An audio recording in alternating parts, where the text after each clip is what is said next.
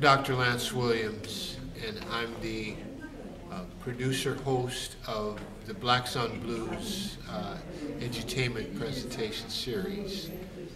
My affiliation with Zambezi is long-standing, almost to the beginning of the founding of this organization. I started doing Black Sun Blues as a regular presentation here in 1992, and I've actually known the Kimbrough Ryan family 40 years, and we've been very close friends all that time, to my great blessing and benefit.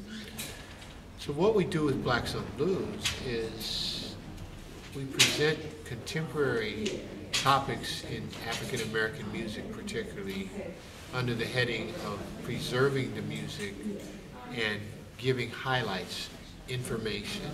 We have audience participation. A great group of people come to our events over the years, and we've been able to have some really great conversations about the history, the traditions, and the importance of the music to African American people. We provide essentially a couple of types of events.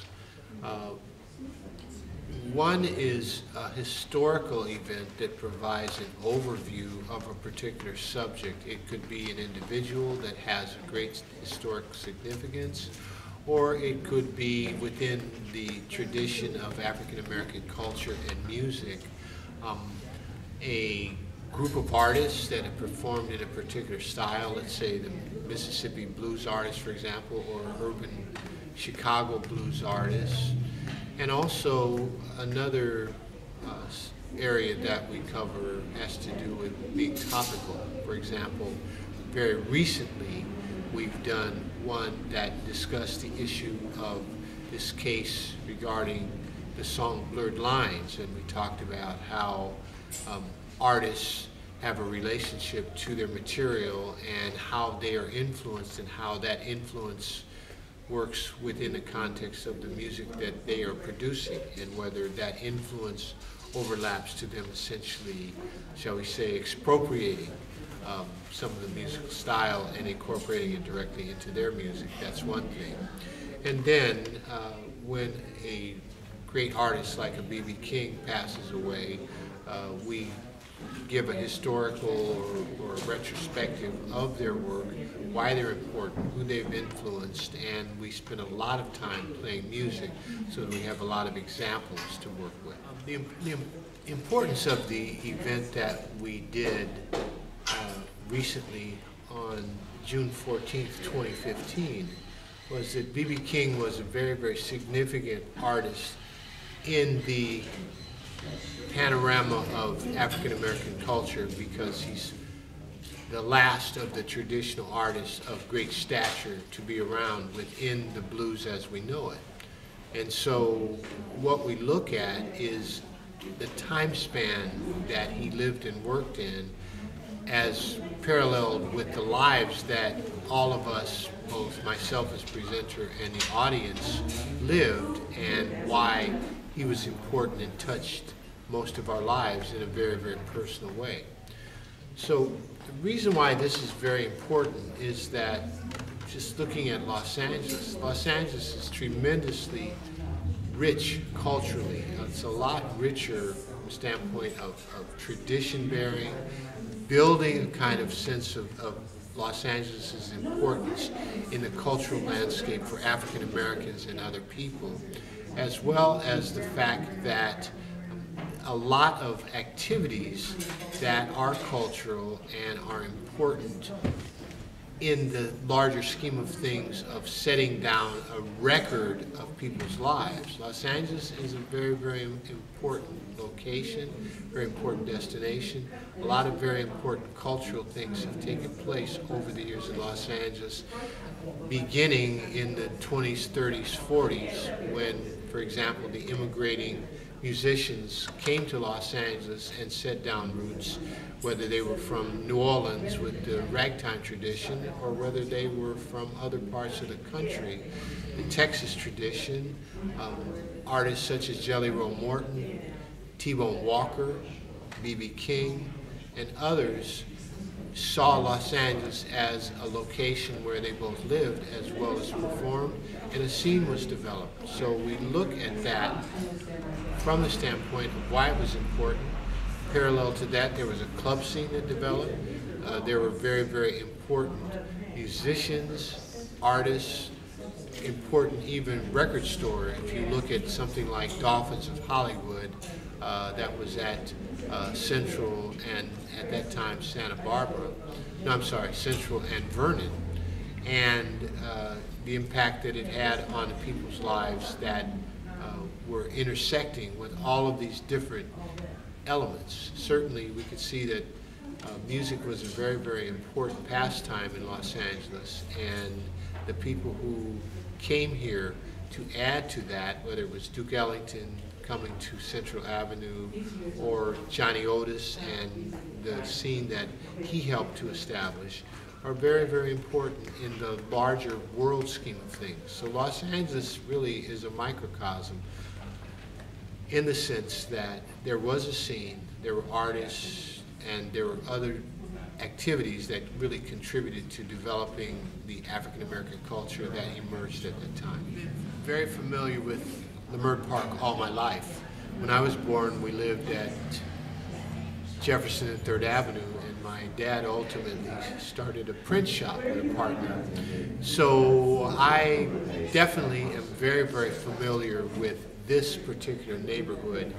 And so when Leimert Park emerged, particularly in the 1960s, with well-known people such as Alonzo and Dale Davis and the art movement that they developed, and ultimately what has happened with venues like the World Stage and even what was happening at the Leimert Theater when it was converted from a movie house to a venue for performance.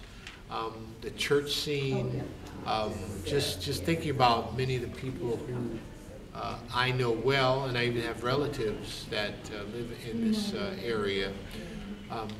The Leimert Park scene was very, very important because it was an opportunity for artists to have a location to really work and create. And when you have the ability to work and create in a similar kind of space, and you have colleagues and contemporaries that are in that similar space, that's when you are going to be able to put in work.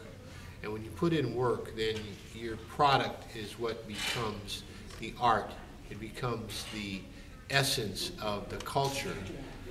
And when you look at the opportunity that Leimert historically has afforded for people to really see it as a destination for creativity, then it makes it a lot easier for people to accept the notion that when they come to Leimert that they can expect to see and feel certain kinds of things, whether it's the leather work of somebody like Sika or the jewelry work of artists like that, whether it is actually the braiding styles of some of the people that have hair enterprise here, or whether it's what Zambezi, previously Congo Square, was able to establish as a place where when you walked in those doors, you really could see the culture, whether it was in the old building, walking upstairs and seeing the books that historically had been put together and were preserved,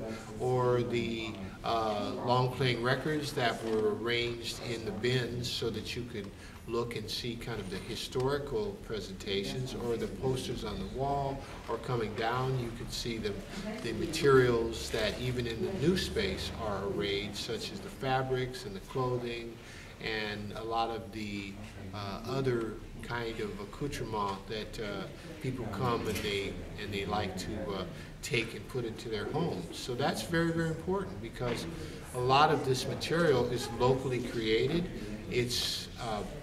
It is displayed by the people who come in, the people who are behind the desk, if you will, or on the vendor side, look exactly like the people who are coming in and who are purchasing the goods. So when you walk in, you don't feel like you're in a foreign territory, and you certainly don't feel like somebody's going to be looking at you every moment wondering whether you're going to steal something, which is one of the issues in our community that we frequently have to contend with, because there are people that may live amongst us, but they don't have the consciousness of really having the humanity of recognizing that the people that they're engaging with are people who really only are trying to live their life and coming to these places with the expectation that they will be treated with respect. So the fact that Leimert Park exists in the form that it historically has existed as an opportunity for artists, creative people, people who have a certain political consciousness, particularly African American people, can come and just really relax and let their hair down and just be themselves, enjoy a good meal, or as I say, purchase something that is going to be meaningful to them. That's a very, very important place and marks Leimert Park as an important destination in Los Angeles. I mean, it should be one of the most important go-to places, particularly for African Americans, in the whole city. Because when they come to Zambezi Bazaar, for example, they're going to see materials that they're not going to be able to see in too many places otherwise in Los Angeles. Well, I don't think much has changed. Certainly the social conditions have not changed much.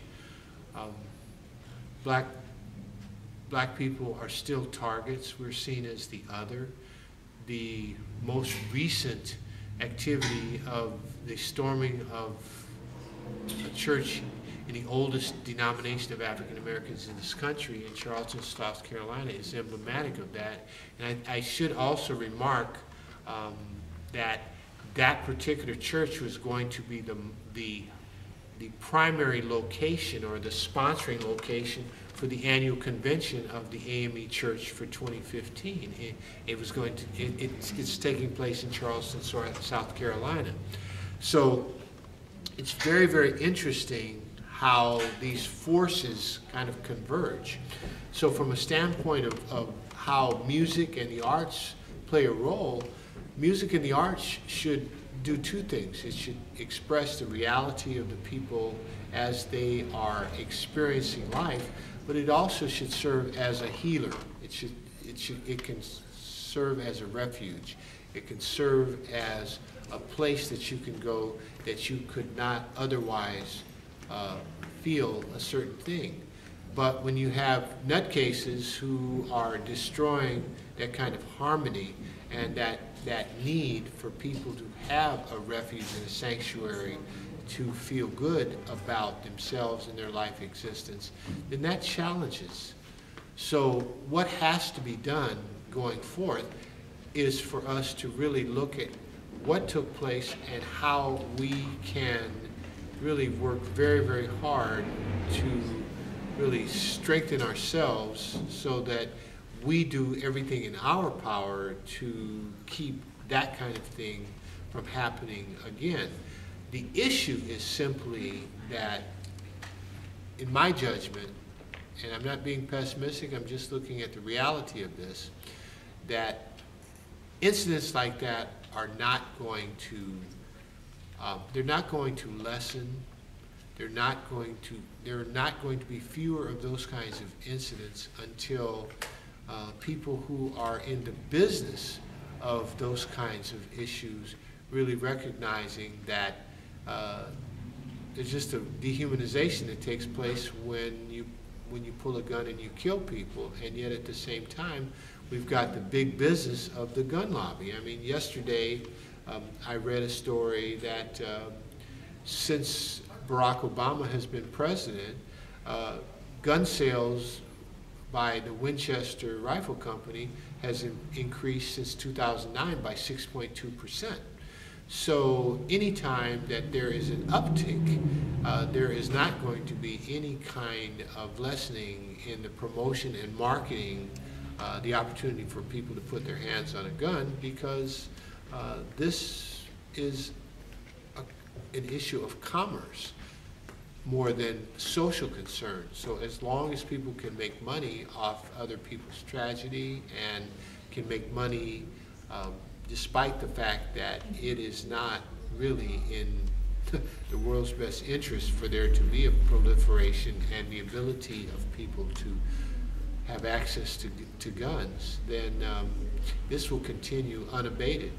And so what we have to do is just really be very, very vigilant and push for there to be some really just and fair things happening, whether it's in the streets, to cut down this incredibly insane amount of African American people just being seen as targets, or whether it's looking at how do we really eat into the commercial advantages and viability of even the sale of guns. Well, first of all, African American culture and African American music is not going to remain in the form that we historically have looked at, because culture is very generational, music is very generational, and the innovators of particular are human beings, and so as they pass away, as we recently have seen, some of the impetus, some of the reason, the force of their creativity, as well as the reason why they're creating, goes away. So it's really important for us to have people to step up and recognize the importance of these cultural traditions, even if the cultural traditions take on different forms. It's really important for African Americans to continue to live really authentic lives through our culture. And the way that that must happen is that people who are in their 20s must recognize that this is the time of innovation. Okay? You don't begin being innovative when you're in your 60s and 70s. You begin at an early age and you grow with that particular tradition.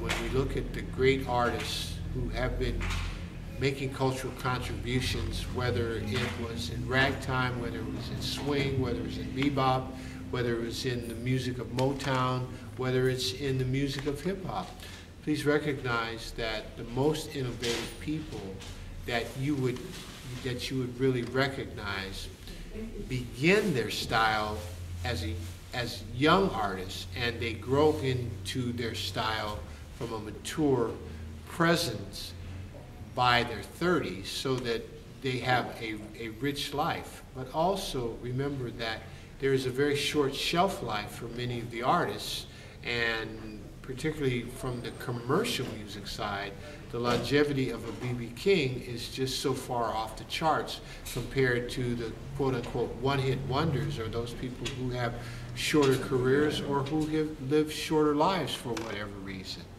So what has to happen for young people to really live authentic cultural lives as artists and musicians and performers is to recognize that they really have to take advantage of the time that they have to perform and be creative, and also recognize that they should reflect as much as possible in a way that benefits them, but also benefits society, so that people can really see that the contribution is, again, authentic to what the times offer in terms of messaging. So hopefully right now, young people are really thinking in a very serious way about the social events, the current activities that are taking place, in a way that they really can communicate that, they can convey the message, they can convey really how they feel, because the more passion and the more feeling and the more authenticity that they put into their creativity,